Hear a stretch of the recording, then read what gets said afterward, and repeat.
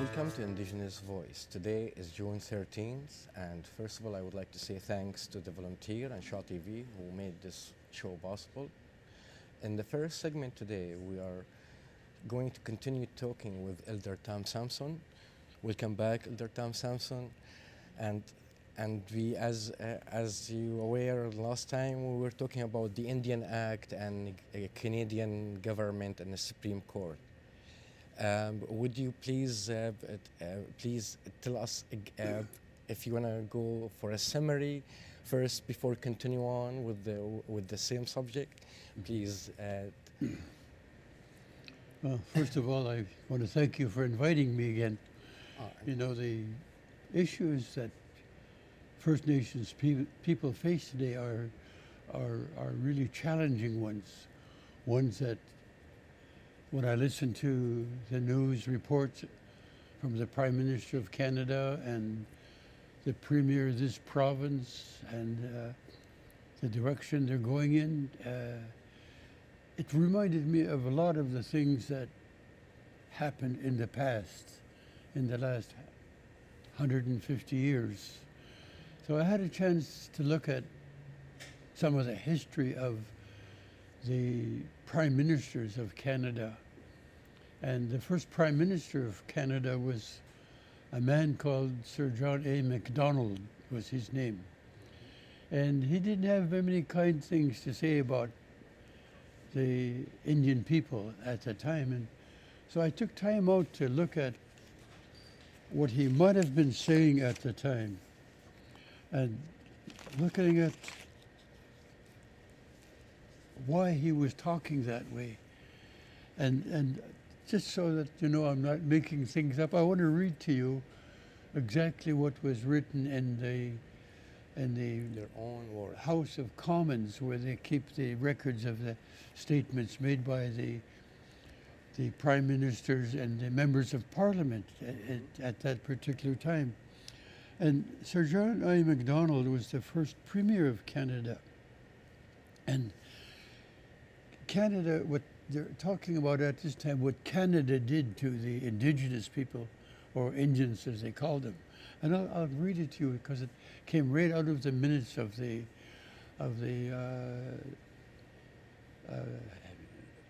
meetings that were having in Ottawa, right in the Parliament building, in the House of Commons there. And this is what it says here. Canada separated children from their parents, sending them to a residential school. This was done not to educate them, but primarily to break their link with their culture and identity. In justifying the government's residential school policy, Canada's first Prime Minister, Sir John A. Macdonald, told the House of Commons in 1883, when the school is on the reserve, the child lives with its parents who are savages. He is surrounded by savages, and though he may learn to read and write, his habits and training and mode of thought are Indian. He is simply a savage who can read and write.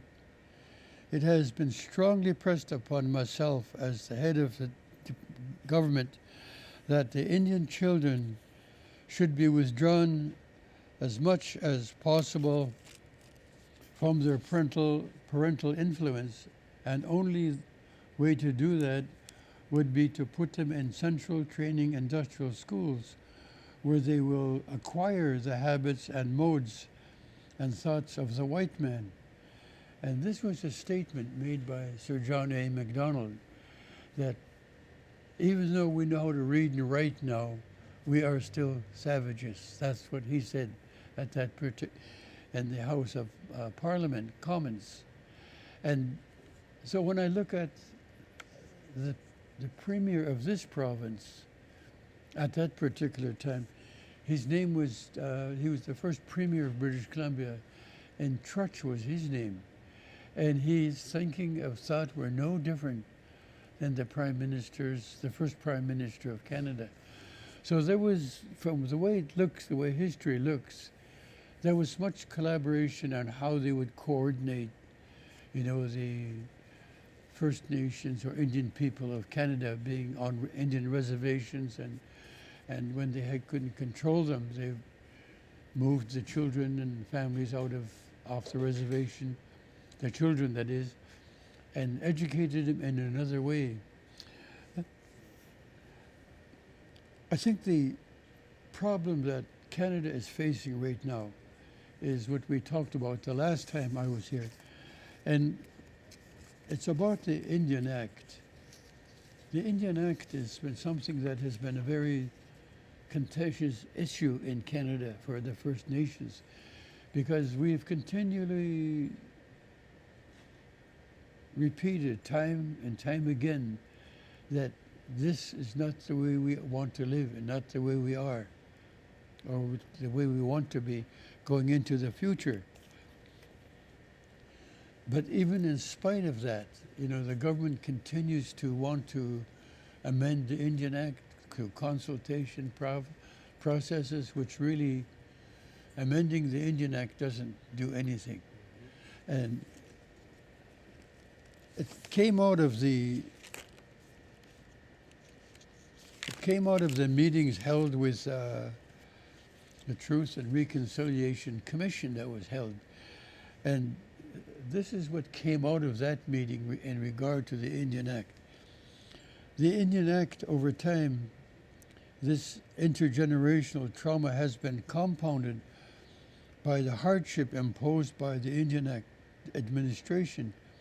Decades of racism, assimilation, discrimination, embedded in the laws and policies and practice, attitudes and actions of the federal government. So when we look at what Sir John A. Macdonald said, that thought continues through what they call the Indian Act. And even through the Truth and Reconciliation meetings they had, the government is still talking about changing the Indian Act, trying to make it so it would do something, when clearly our people have said no to it. The Indian Act is not, it's kind of funny they called it an Indian Act because we aren't Indians, I think about that. Even after 150 years, they're still calling us Indians, and they know we're not. And I'm sure the people in India maybe wonder about that. Maybe they were the first citizens here, I don't know. But they still call us that, and they created legislation and an act called the Indian Act, which to this day still governs and controls a great deal of those things that affect our lives in terms of our Indigenous rights, which have been clearly acknowledged by the Supreme Court of Canada through the Gitsan-Wet'suwet'en, the Chilcotin decision, Supreme Court, and many other court cases throughout the last 50 years have clearly pointed to the government of Canada, what you're doing is not right, it's wrong. And if you remember what I quoted Colonel Powell, the man who was in charge of the American Army. At least have the courage to acknowledge, I think, Yeah. the history. And he said, shame should be a good guiding principle. Well, Canada hasn't acquired that principle yet. It hasn't acknowledged its shame because it continues to do what I think through the Indian Act, the legislation that's there. And even though we have constitutional rights now through Section 35, which clearly says that Aboriginal and treaty rights are hereby acknowledged and recognized and acknowledged. In spite of that, Canada continues to go down this road of wanting to do whatever it wants to do.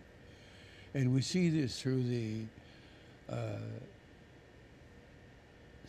not only through the Indian Act, but through the uses of the resources in Canada. Like the Kinder Morgan the project. The Kinder Morgan issue. And you know the chief executive officer of Kinder Morgan said, I think in a press release, said there will be no more concessions. So as far as Kinder Morgan is concerned, everything has been done, and they're going to go ahead and do it anyhow. Well, I don't think that's going to happen. If you remember what I said the last time, I think when push comes to shove, we have to do something. And like I said, that is not an advocation of violence. If Kinder Morgan doesn't realize what's happening in Canada in terms of the law of the land now, then they'll do like they've always done. They just push through no matter what. And it has the support of this Prime Minister. And it also has support of the current Premier of this province. Actually, the actual violence is when they go with a project like that and with disregard to what the community who are living on this land and the people of the land, their position on the issue. That is the main violence here. Yeah. Too. Well, it's just like I think what we've heard over the last, for me anyhow, over the last 50 years of being involved in tribal politics of my own village, you know. And like I told you the last time, I got out of there some 30-some years ago, almost 40 years ago now, because I couldn't handle the process that we were in, because we'd say something and the government would do something else. Yeah. So it's been a real challenge, I think, for me and for the First Nations people of Canada now, in spite of the fact that the Declaration on Indigenous Rights, the Royal Proclamation, all of these things have been in favor of our people. And yet, the government goes ahead and does something different. I don't know what it's going to take. I've seen people here in British Columbia have real confrontation. And it seems to me we're being pushed in that direction again. You know, even though the national organization, Assembly of First Nations, is trying, I think, to convince the federal government that they'd better start living up to some of the promises they've made. The Prime Minister of Canada said, we will walk together and we will resolve all of the issues regarding Indigenous rights and treaty rights. He said that. And then the Minister of Indigenous Affairs said at the United Nations meeting in New York, she said, Section 35 is full of Indigenous rights. So if all of these things are absolute and they're in place, why are we going down this road? Exactly. It frustrates not only people like myself and those who've been down this road before. It's the younger people, I think, where the struggle's at, because they haven't seen the real problems that this issue of leadership in Canada has taken us, right from Sir John A. Macdonald right to the present day. I think the people in Canada have got to take a good look at, you know, the concern regarding Kinder Morgan, the pipeline. People say, well, it's about the economy. All the people in Canada are going to benefit from this. Yet the studies that have been brought forward doesn't say that. So the question that was asked is this: who is the Prime Minister getting his instructions from?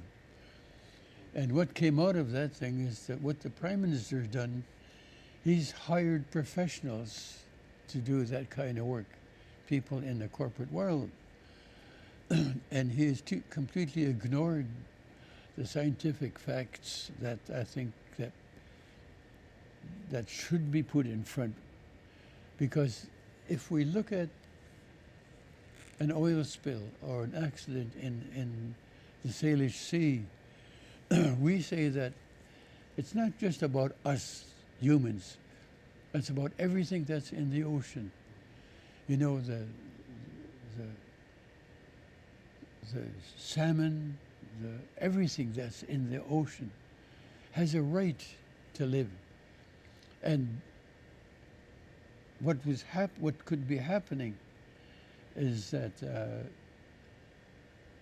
salmon and the killer whales, many of these things are killing themselves, committing suicide, like, you know, and in today's times colonists, you know, one person was talking about here from Victoria. He said that's the traffic that's happening in the Salish Sea is nothing compared to what's happening in Europe. There's hundreds and thousands of boats going back and forth, and there's never been an oil spill.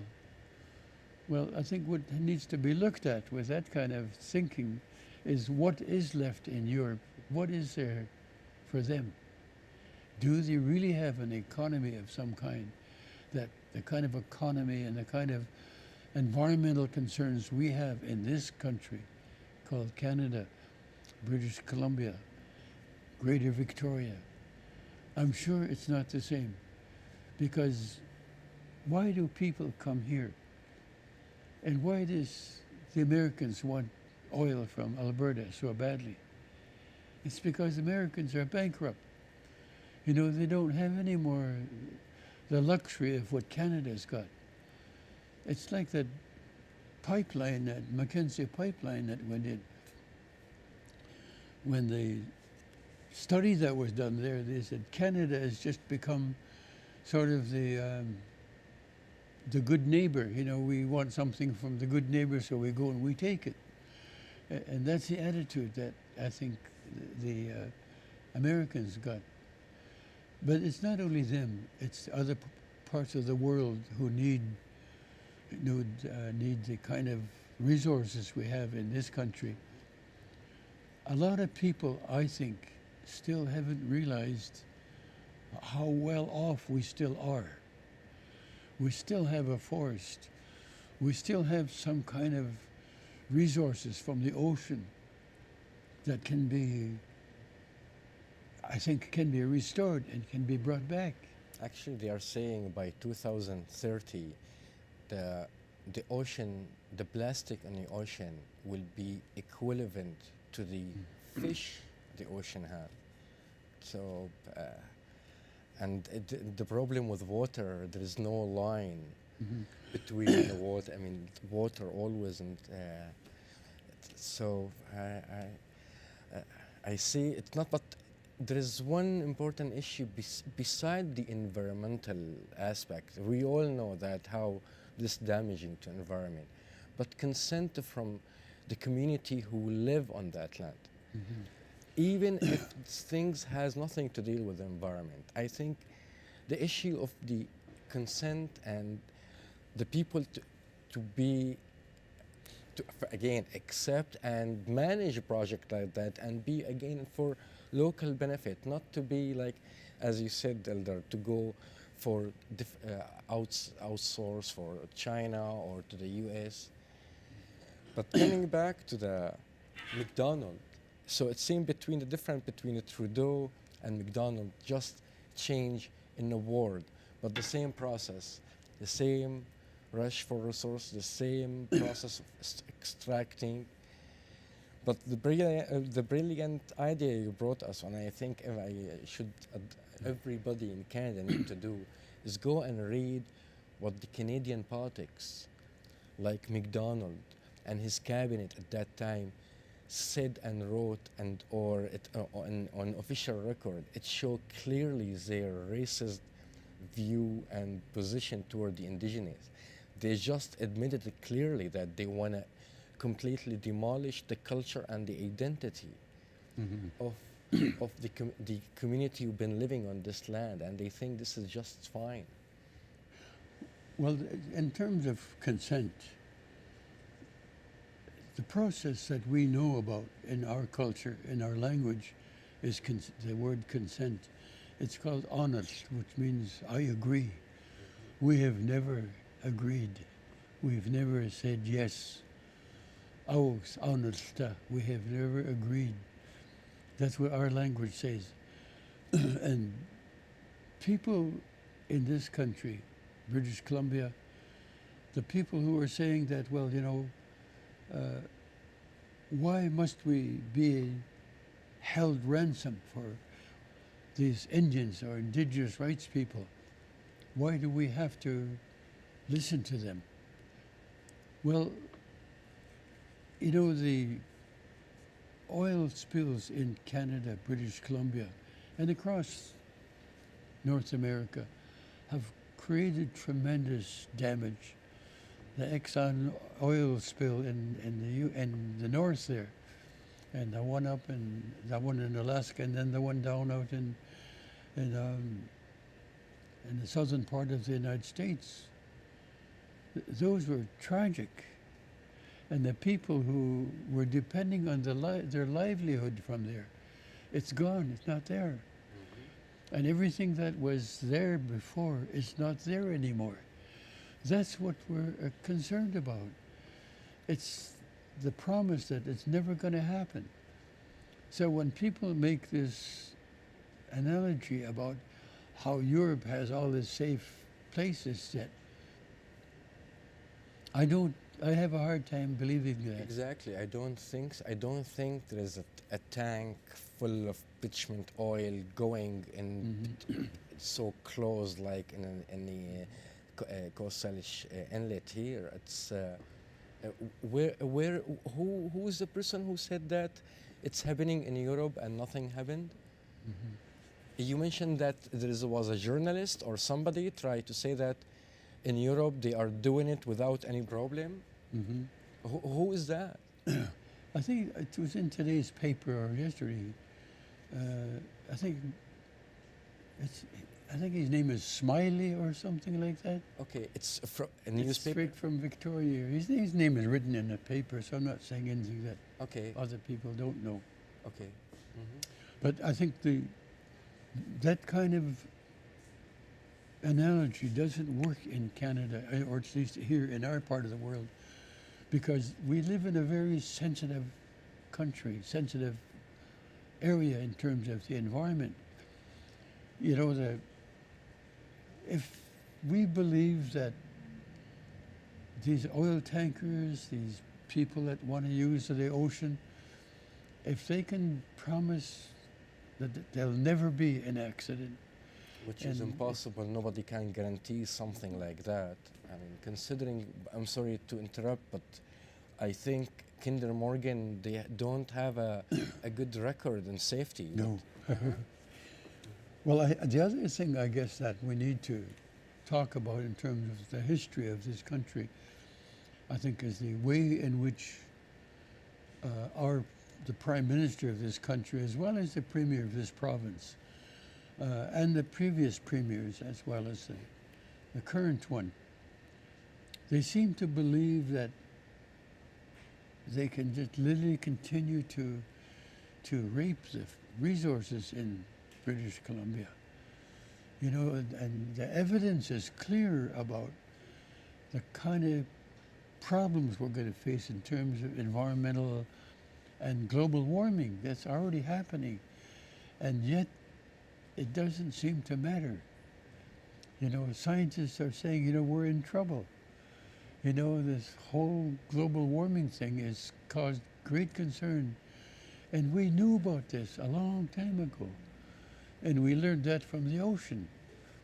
When I was a little boy, 12 years old, I used to fish with my grandparents, my grandfather, and my dad, my uncles.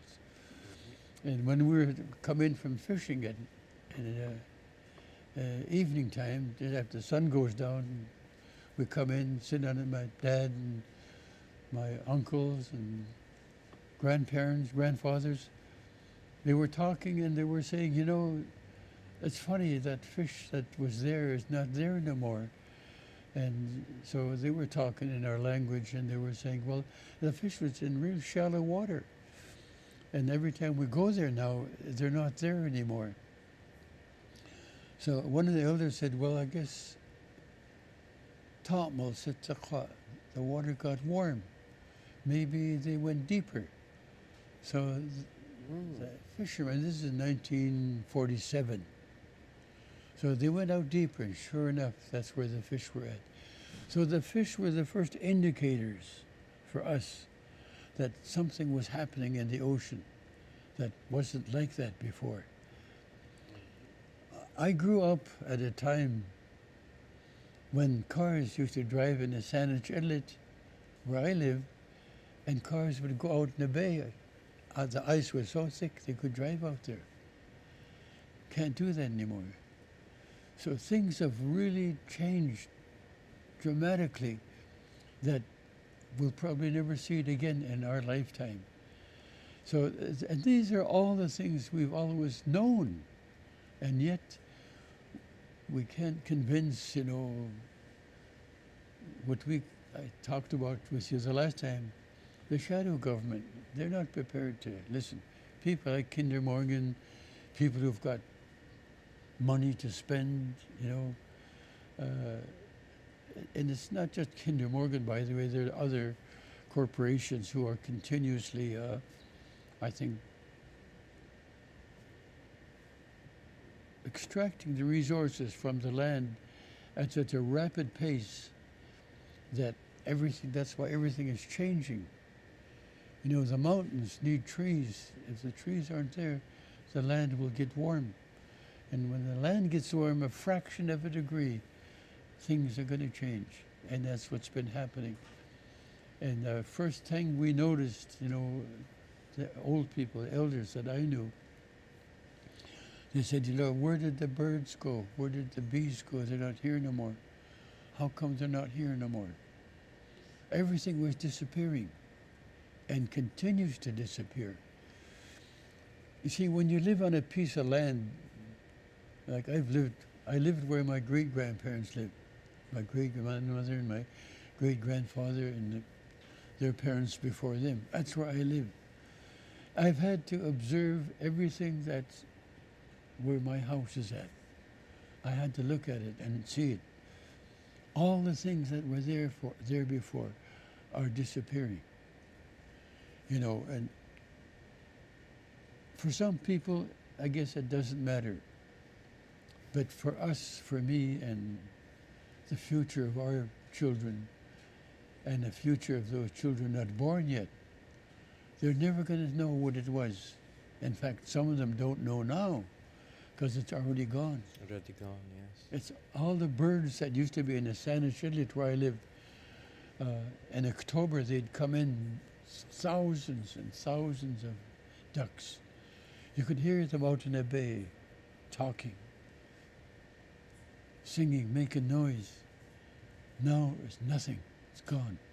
Nothing out there. The herring that used to come into my beach never came this year. And they stopped coming because there's nothing. They've been overfished, mismanaged by the Department of Fisheries. Because it's about making money, to pay the bills. I'm talking about Ottawa now. Trying to get a budget together that they can say have a surplus. That's not happening, and probably never will happen. I don't know what we're going to do in the future if we don't begin to listen to not only what we know from our ancestors, but listen to what the land is saying. Signs around, the signs, exactly. Yeah. And what the ocean has got to say about it. We're not paying attention to it. Is there an alternative? What is possible to be done just to reverse this process? Well, it really isn't up to us anymore.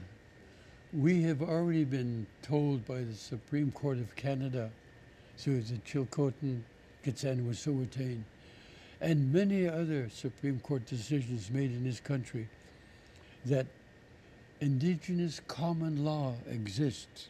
And the word common law talks about what the laws that were here before French and English arrived, that was already in place.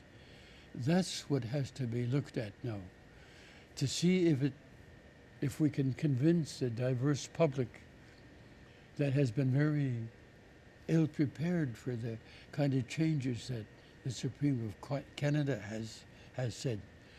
And now we're faced with the problem. Can the Canadians, people in British Columbia, are they willing to listen to the language that we know and the cultures that will preserve this land? Because it isn't just about us anymore. All the farmers up in northern part of British Columbia in terms of Site C Dam, they're having a nightmare because they're going to lose their land. And they've been told either surrender your land or we're going to take it away anyhow.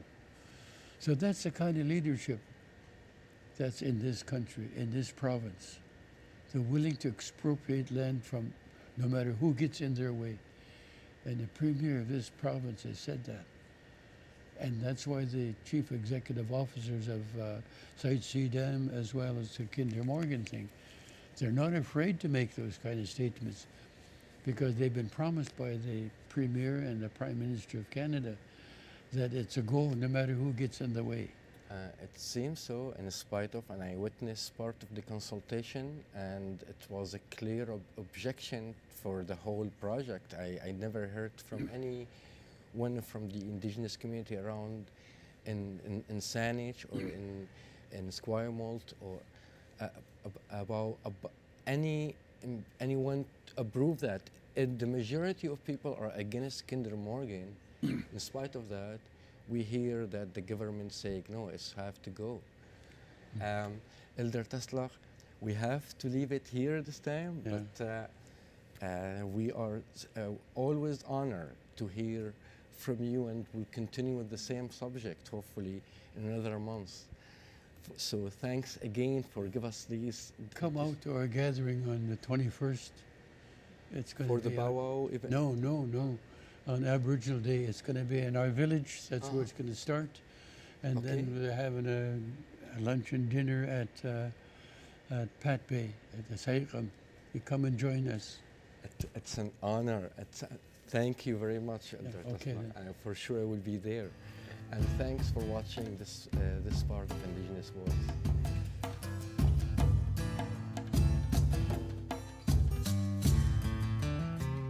Welcome back to Indigenous Voice in this segment, and it's really an honor. And from a long time ago, I would like to have, or at least to have a talk with Mavis Underwood, and Mavis is with us today. Thanks a lot, Mavis, for coming on the show and be with us today. I thank you for being persistent and asking me. I really believe it's important to have a woman's perspective on a lot of the issues, so I appreciate your time. Thank you, and I think this is the subject for today, woman issue in the Indigenous community.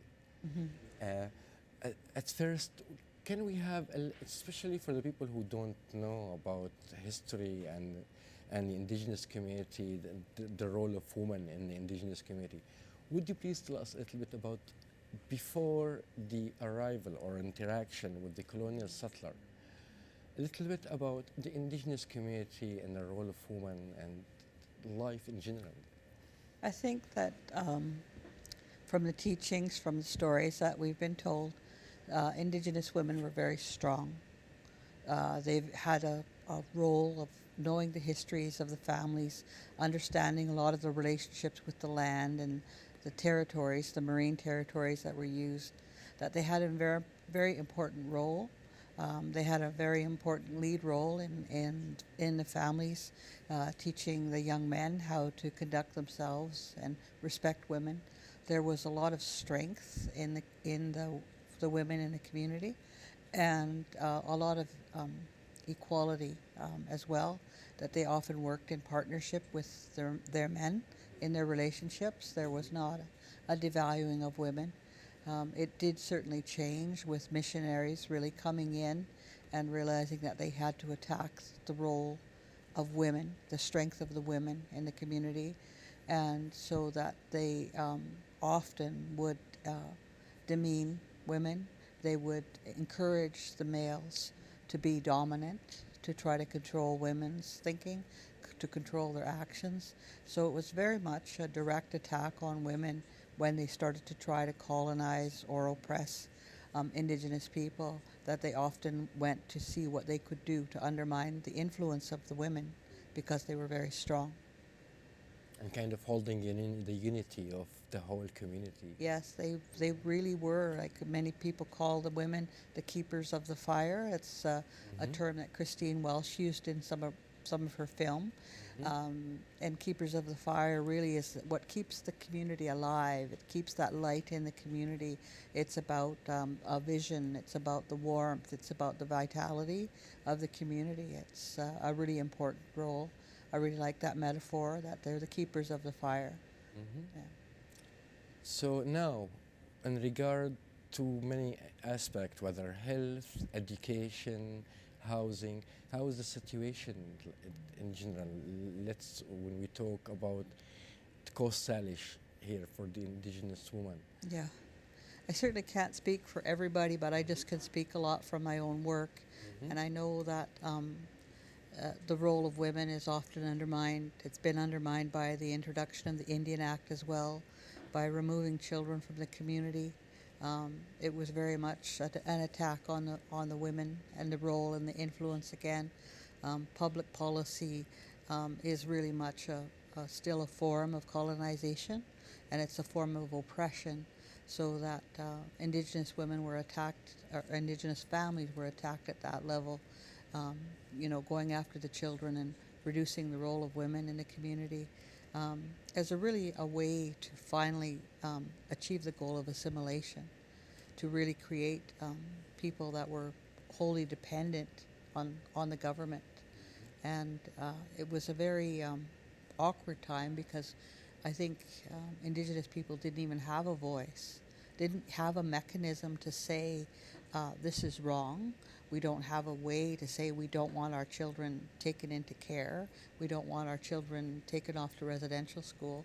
There was a really strong undermining of some very basic fundamental human rights, the preservation of dignity, the preservation of strength, humanity, identity.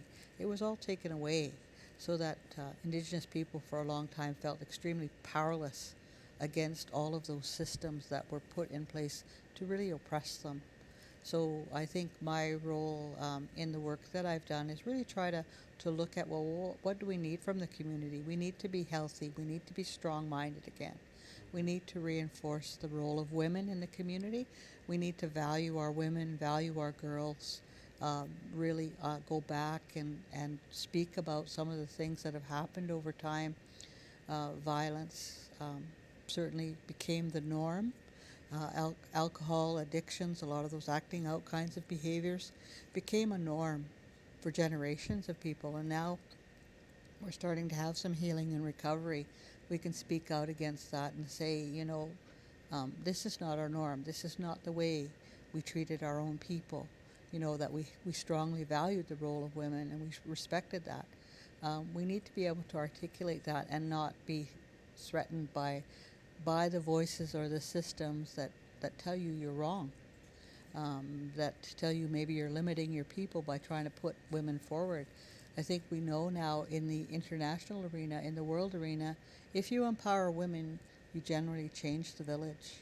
If you empower women and you acknowledge that a lot of times as key providers, they benefit from small business loans, for instance, you can revitalize a family. You can help them get a roof over their head. You can help get daycare and education, and you can get a lot of those systems going. And that's what we find in a lot of First Nations communities. It's the women who are often first to get in line for training and employment and education. And it's not certainly an undermining of the men in the community. It's just that many times I think the inertia is there. The women have that real desire to change the situation for the children, to really look after the needs of the children, to make sure there's food on the table, that there's warmth in the house, that there's clothing, that children have lunches for school, and so you often see the women carrying a lot more of that load. You know, it's not just their 9 to 5 job; it's their 24/7 job. And And as you said, keeping the fire, it's kind Yeah. of. Yeah, it's. So, what about the state here? I believe a state that was responsible. You mentioned the residential school, you mentioned colonialism, the whole history. State has a responsibility here. What the state is doing in regard to women issue. I think the state doesn't really know what to do. I think the state has created this public policy that's oppressive, and it doesn't only oppress First Nations, Indigenous people. It marginalizes a lot of people who are poor, who have a lack of education or an incomplete education. It marginalizes a lot of people who are on the edges of a lot of things, and I think that that has to change. Public policy has to be more embracive. It has to be more responsive. One of the things that we found when we were dealing with child welfare, we were always talking about significant numbers, that you had to have a certain number of children in the system or children under threat of suicide before you would receive funding. We tried to turn that to say the significant number here is one. If you have one child that's illiterate, or one child that has a learning disability, or one child that doesn't have a roof over their head, one child that maybe is in need of medical attention, that's an important number. And as a community, that was how we were taught, that you always reach out to your family that needs help. The values of caring and sharing mean that if you give what you have, then things come back to you in important ways. We've always been taught that. But in the way the public policy often goes, you can't do anything till you've got 15 children attempting suicide. You've got 15 children with FAS. Those kind of statistics are not realistic. We really need to be able to respond to that most significant number, which is one. And that's what I've been always adamant with public policy. And a lot of times it's really hard to change that because it's a learned government institutional policy. And it's very much a part of the oppression. And I've heard academics now refer to that. It's the policy of privilege. It's white policy. It's very racist. It's very institutionalized, and it has to change. What are if we talk in general, the most obvious obstacles face Indigenous women? It's really hard to say. There's one obstacle. I think if you're living in this province, I think the issues are around land and the women's ability to own land and ability to be independent and acquire independent loans to build their own homes, to have their own homes for their children.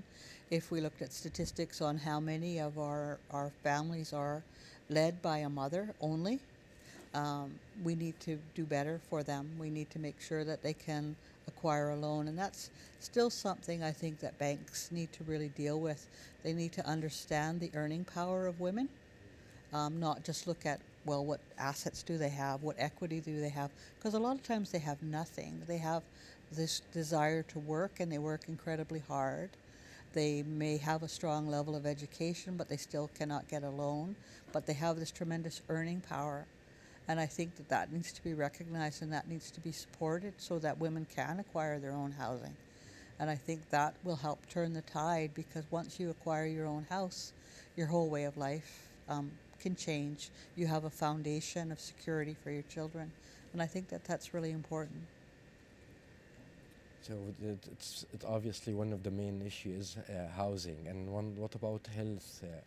I think I don't know, I can't speak for all women, but I know that for many of the women that I know, their own health is put on the sideline.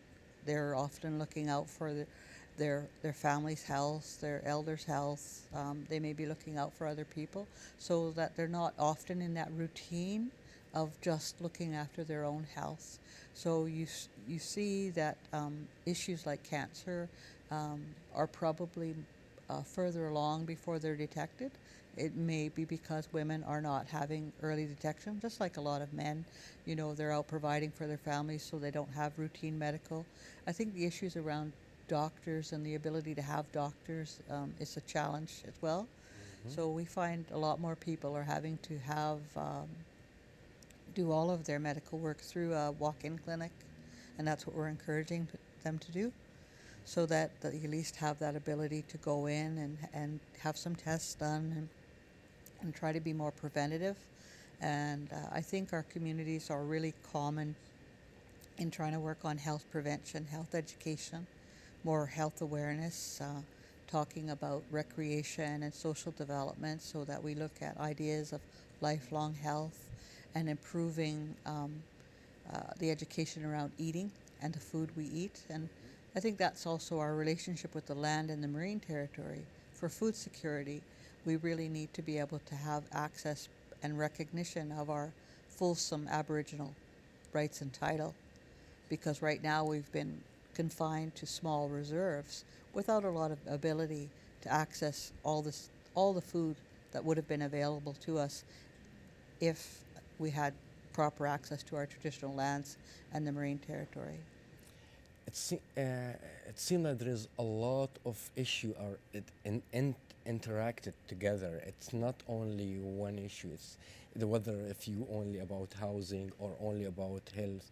And when you talk about now between two cultures, let's say here the culture of the indigenous people and the non-indigenous way of life, and when you want to fix things, how kind of how a woman indigenous community can keep their identity, keep the indigenous line of, or bring back the way used to be back, without really kind involve in a way in a new system which you brought to them and brought them commercialism, brought them consumerism, about working and making money.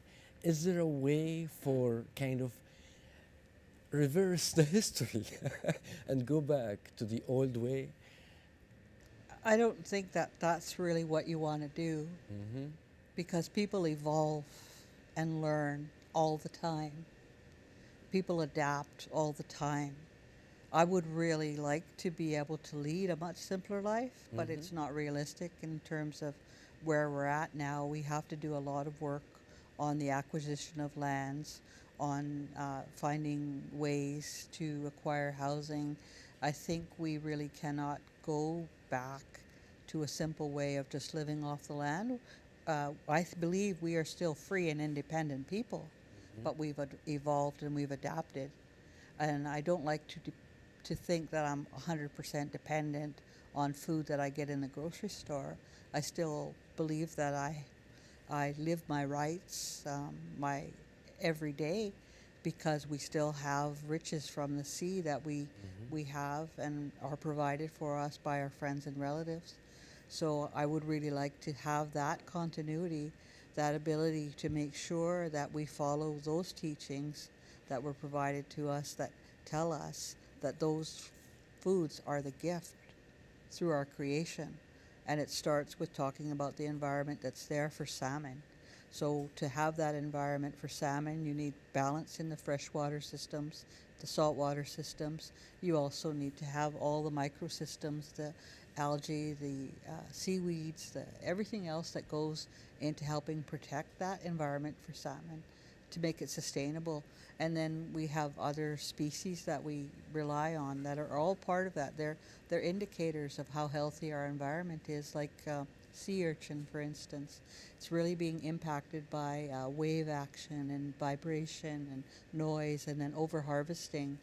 And we have to sort that relationship out with the province that keeps granting commercial licenses to non-Indigenous harvesters, which is a threat against our protected rights in our marine territory.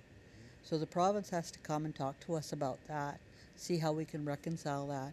And I believe we can do some reconciliation, We may not be able to fully mitigate a lot of the damage that's been done, but I believe now that you see some of the marine institutions, the learning institutions, are starting to try to grow urchin. They're trying to grow and plant herring roe, much the way we did in the past by seeding it. They're also growing oyster and seeding oysters and shellfish. And I think it's not necessarily the best. It's not really responding and cleaning up the environment that threatened those. But it at least is a way to put some of that food back for Indigenous people to enjoy so that they have that continuity of their right. So, like I say, we have to evolve. We cannot just stay back there because otherwise it's like we're going fishing every day and there's no more fish left. It evolving, it's but not necessarily evolving in a capitalist way or in a monetary system which brought the whole disaster for the Indigenous community here. Yeah. Well, I think people want to be they want to be sustainable too. And they Right? can. They want to be able to have jobs. They want to be able to provide for their families. So some parts of capitalism aren't so bad, right? You need to be able to compete. And I think that's where we were not able to compete before. So much racism kept us from having jobs, good jobs, kept us from working close to our communities and our families, so that even though we might have a steady job, say working in the logging industry, we're far away from our family, so a lot of times the financial benefit isn't felt right at home. When there was so much threat with the fishing industry, many of our families weren't able to keep up with that. They weren't able to make a living at it. As seasonal farm laborers, we First Nations, Indigenous people dominated that field of labor, and they were displaced by other workers coming from other countries. And it's not necessarily a bad thing, but it makes you think about, okay, where do you want to be? So for ourselves, for instance, in our family, my dad didn't want us to work that way. They encouraged us to go to school. They encouraged us to find good jobs, always encouraging us to work. And that work ethic was instilled in us when we were very little. And so when I was 14, I was looking after children, earning my own money. Not a lot of money, but I understood where money came from, that you worked for it and you got it. So I think it's like that part of the evolution has to happen. Otherwise, you have a chronic dependency, and a dependency on a system that really keeps you poor, and it really destroys your spirit. It makes you very sad that you can't do more. And I think we want to get out of that. We want to get out of that state of people being sad and depressed and feeling powerless. We want people to feel very empowered. And that's why I really like to encourage the youth of our community, because they're so bright. I mean, they embrace technology in 10 minutes, where I'm looking at something on my phone for an hour before I can figure it out. There's a lot of agility in their minds. They need to be encouraged. They need to be able to have that help to find their first job. They need to understand how to be disappointed once in a while, but still get out there and look for their second job. And I think, and going back to school, and if they face racism or if they face bullying, they need to be able to have those strategies and that sense of self-esteem to be able to combat that. So I think it's really important that we do help that evolution, but identity is important. I really believe that. I don't want us to change. I like being proud of who I am as a First Nations woman. I like talking to people about my family, that I've got this very large family system. And that kind of support doesn't cost you any money. Plus, technology, it's belong to all humanity. But the idea that to put first economy before community, that is the kind of idea that colonial settler society brought with. It's because it was the initial rush to come here. It was for resource in the first place.